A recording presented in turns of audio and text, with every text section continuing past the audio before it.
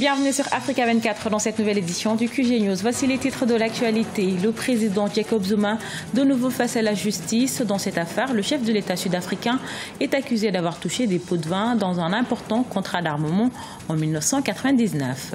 Au Togo, l'opposition a boycotté la session extraordinaire consacrée à l'adoption du projet de loi sur l'égalité de traitement des étudiants étrangers ressortissants de l'UEMOA. Elle exige la révision constitutionnelle. Et puis la crise alimentaire se prolonge dans la Corne de l'Afrique. L'Éthiopie, la Somalie et le Kenya sont les pays les plus touchés par cette situation qui inquiète les Nations Unies.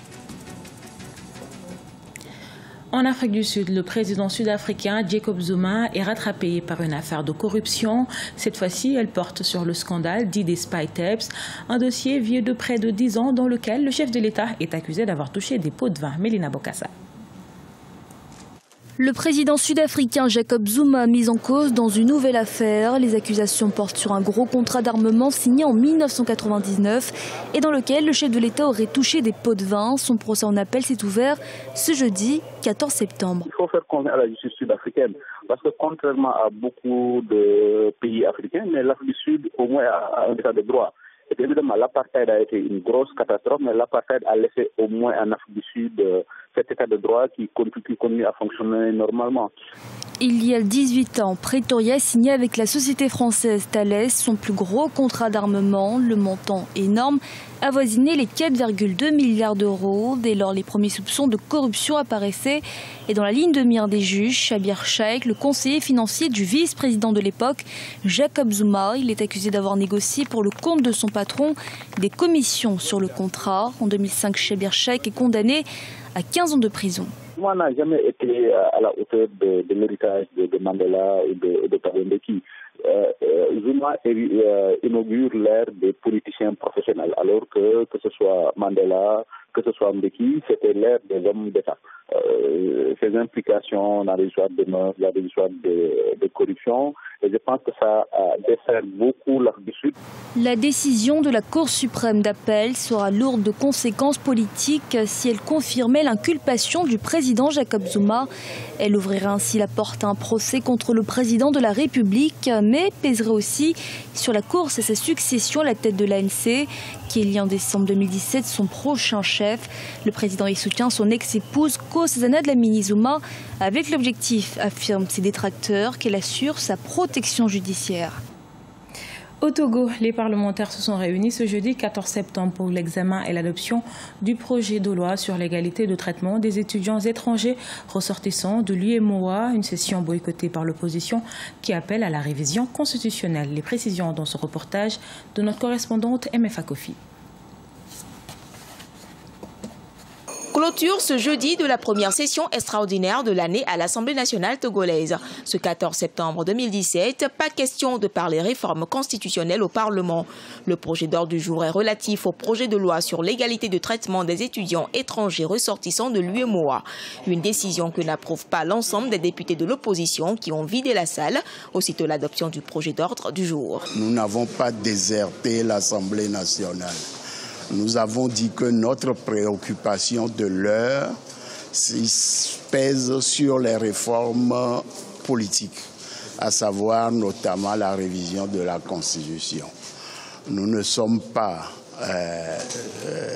ni de cœur ni d'esprit à discuter d'autre chose que de la réforme constitutionnelle. Pour le président de l'Assemblée nationale, l'ordre du jour établi respecte les dispositions de la Constitution. Soumis au vote, il a été adopté grâce aux députés du groupe parlementaire Union pour la République, parti majoritaire au Parlement. La session extraordinaire est convoquée conformément à la Constitution togolaise. Et cette Constitution togolaise dit expressément à son article 52 que lorsque les députés se réunissent en session extraordinaire, ils se séparent de l'ordre du jour épuisé. L'ordre du jour épuisé veut dire qu'il y a un contenu pour les sessions extraordinaires. Les discussions de l'Assemblée nationale sur l'égalité des traitements des étudiants étrangers membres de l'Union économique et monétaire ouest-africaine se sont donc poursuivies sans les députés de l'opposition.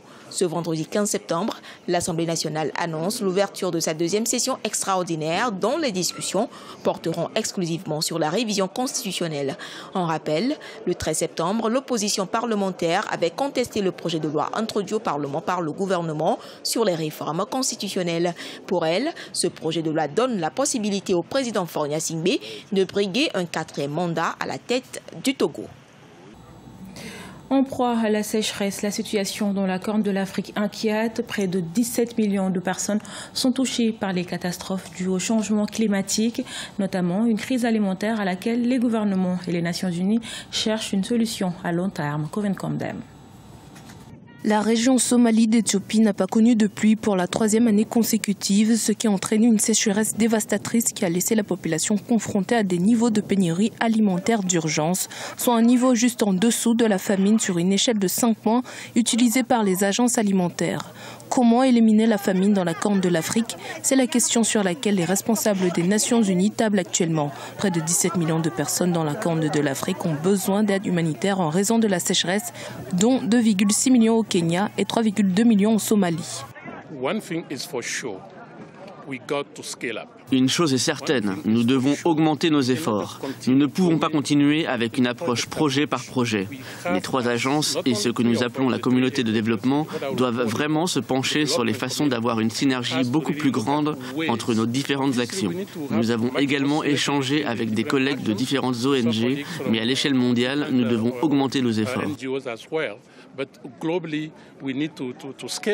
Selon les responsables des organismes alimentaires des Nations Unies, il faut investir davantage dans des projets à long terme pour protéger les populations des pays en développement contre la sécheresse. Environ 2 millions d'animaux sont morts dans cette région depuis la fin de l'année 2016, ce qui handicape notamment les communautés fondées sur l'élevage.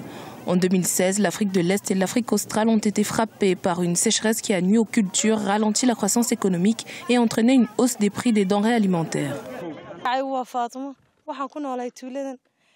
Je m'appelle Fatouma, j'ai 25 ans et 6 enfants. Mon mari est un berger. Nous avons perdu notre bétail à cause d'une sécheresse prolongée dans la région. J'avais 53 bovins, j'en ai perdu 43 et maintenant je n'en ai plus que 10.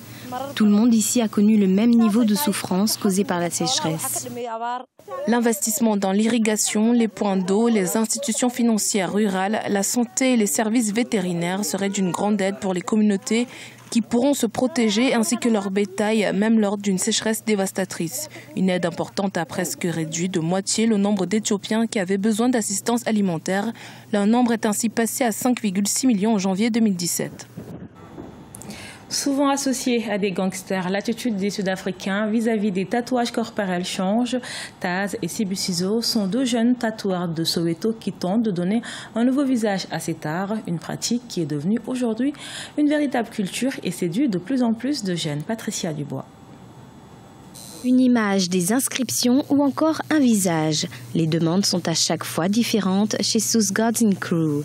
Taz et Sibusiso Dlamini ont ouvert leur salon de tatouage à Soweto, en Afrique du Sud, il y a 3 ans. Bien plus qu'une tendance, le tatouage est d'abord une histoire de passion. Je suis ici car j'ai fait un serment à ma femme quand elle était encore en vie. Elle voulait avoir un tatouage de moi sur sa poitrine et je voulais me faire un tatouage d'elle sur moi. Malheureusement, la mort l'a emmené trop tôt. Alors aujourd'hui, je lui fais honneur. Cependant, ce métier est parfois mal vu par la majorité des gens. Ils sont souvent associés aux gangsters ou à des rituels sataniques. À Soweto, les artistes peuvent aisément exprimer leur art, contrairement à d'autres quartiers de Johannesburg, l'une des villes les plus dynamiques d'Afrique du Sud. Il y a eu un incident dans un taxi un jour. Ils m'ont fait sortir de la voiture en plein milieu d'une autoroute parce qu'ils disaient que j'étais satanique. C'est le pire qui m'est arrivé. Et par la suite, je suis parti dans ce quartier. Soweto est beaucoup plus réceptif au tatouage.